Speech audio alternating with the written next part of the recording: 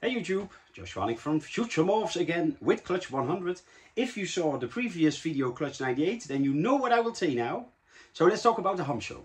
So upcoming Saturday, depending on when you look at this video, but this Saturday is the Ham Show in Germany. A really big and busy reptile show. And I will have a table there. I'm in the main hall, row number 2. So if you want to look at, look at my animals or look at me, then just come to there. Also for pickups and stuff, you can do it all there.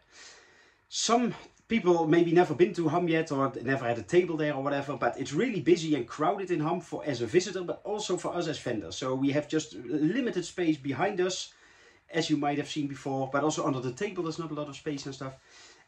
And also the animals that you display on the table, they have to be in pretty big boxes compared to some other shows. So for instance, a baby corn snake can fit in a cricket box, that's no problem. But yeah, an adult, for instance, adult corn snake, they have to be in really big plastic boxes. Which is really inconvenient because, like I said, there is limited space already anyway. So I won't bring any adults or sub-adults or whatever to the Ham Show to put on the table. Only if they are reserved beforehand. So if you want to have an adult corn snake, go to my morph list, the link is below. And on the second page, like tab 2, it says like sub-adults. If you click there, you can see what I have available. So if you want any of them, I can bring them, but only when they are reserved beforehand, especially for you. So I won't have any adults on the table, I will just bring babies.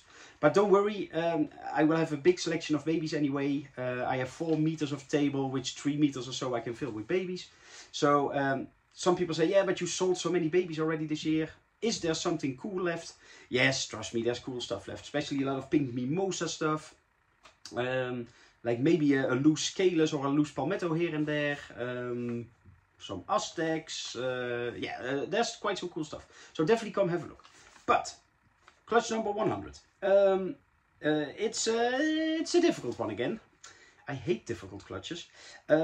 The female, it's a second clutch by the way. The female is Yellow Factor Snow Motley.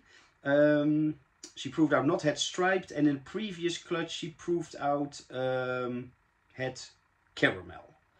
Clutch 34 I think it was. Then I used the buff honey tessera head amelanistic striped for it, and it was quite a good combination, but the female is also pos head castani, at least she used to be. So I paired her also after the first clutch, but it doesn't mean that the father has to be that, but I paired her to a scaleless castani head striped. And I thought, well, that will be easy to identify, because as soon as there is amelanistic, caramel, tessera, like that in the mix, I know that the buff honey tessera, or buff as well of course, like buff honey tessera is the father, and if not, then the scaleless is the father. So the scaleless is the father, that's the good news, that's easy to identify. But I have some babies that are like, yeah, hypo-ish, like they look in between hypo and ultramel. Of course I will show you them. But the father proved out last year already not to be head amelanistic. So since the mom is an amelanistic, he had to be head ultra to make ultramels. So that's basically impossible, because I paired him with 2 different females with both heads amelanistic in them. Yeah, and it did not hatch. So yeah, that's annoying, sort of. Because yeah, then probably they are hypos, but they don't really look like hypos. But anyway, let's go have a look at the babies. So, let's start off with a normal male. Bloop. So yeah, the most of them are normals and motley stripes, so those are easy to identify. I will show you the hypo looking babies a bit better, of course. Damn it, there's a tape stuck.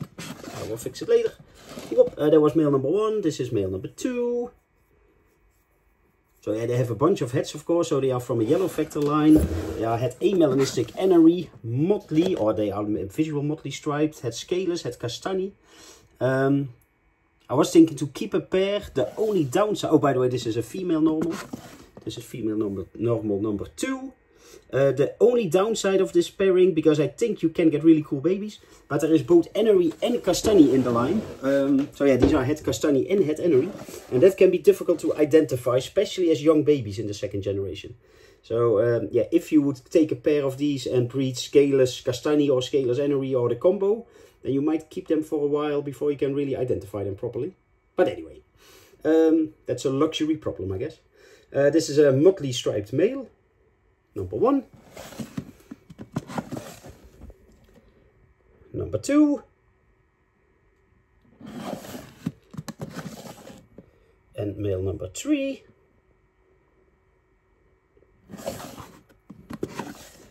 Female number 1, motley striped. Female number 2. And female number 3, which I will show a little better in the light if she wants to. Because she has almost a brownish tint, like a little buffish or something. But yeah, it probably is just a yellow factor influence. So 3.3 motleys. And then we get the hypo question marks.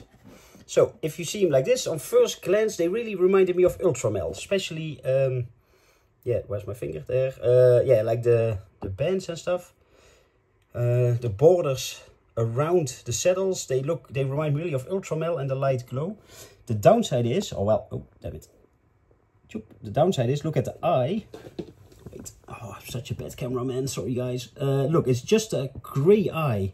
And with Ultramel, of course, they would be, yeah, a ruby eye.